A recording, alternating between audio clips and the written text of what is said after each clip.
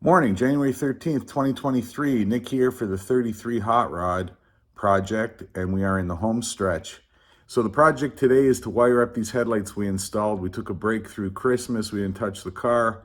Let's take a look at where we are, shall we? So as you can see behind me, those are the wires coming down from the headlights.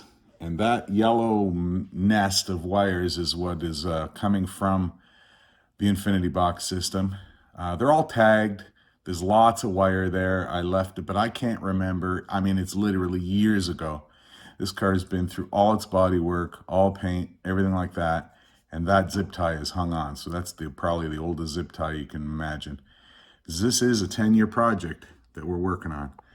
Anyhow, today's the day we're gonna cut those wires, find a way to mount them, zip them over to the other side of the car and hook up that headlight too. And I've got everything I need to do it. All we got to do is just do it.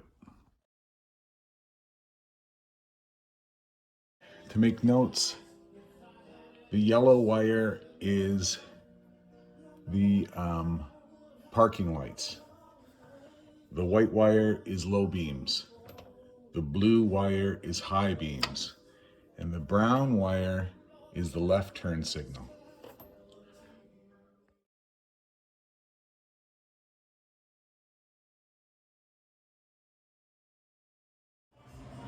I've thought it through, and what if I have to take out the headlight, etc., etc. So I'm gonna leave some slack in the whole wiring thing. You can't see it, but the wiring for the headlight runs through a shaft that is the bolt, like it's like a hollow bolt. The wires run through that. There's no way they're going back through with connectors on the end. So if I ever have to take that headlight off, it's gotta be cut. Anyway, to wire it up, it's simple. Good wire strippers, really good crimpers, some shrinking bullet connectors, good wire cutters. Don't use these crimpers. Use these crimpers. I'll tell you why later. And of course, a heat gun. Could use a torch, but I like to use a heat gun.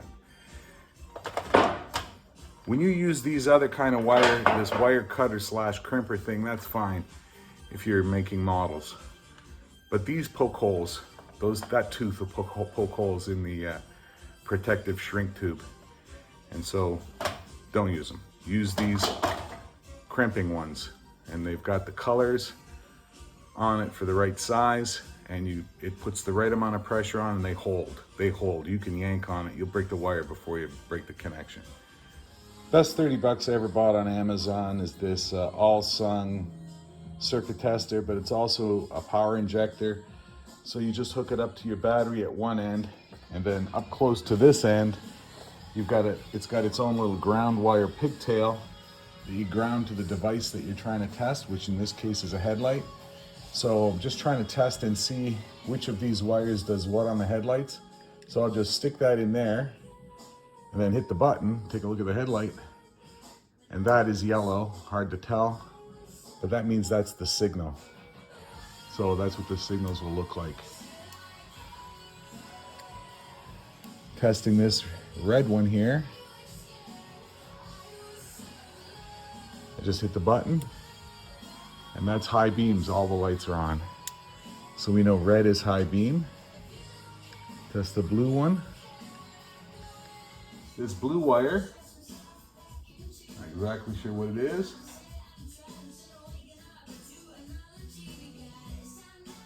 That's the daytime running lamps.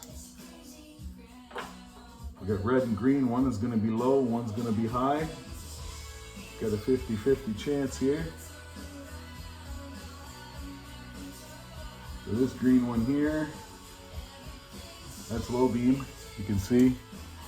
And this red one, that's high beam, all the lamps are lit. So it injects 12 volts into the device, it's fantastic. I just came in from shoveling snow, that's why I'm wearing a toque.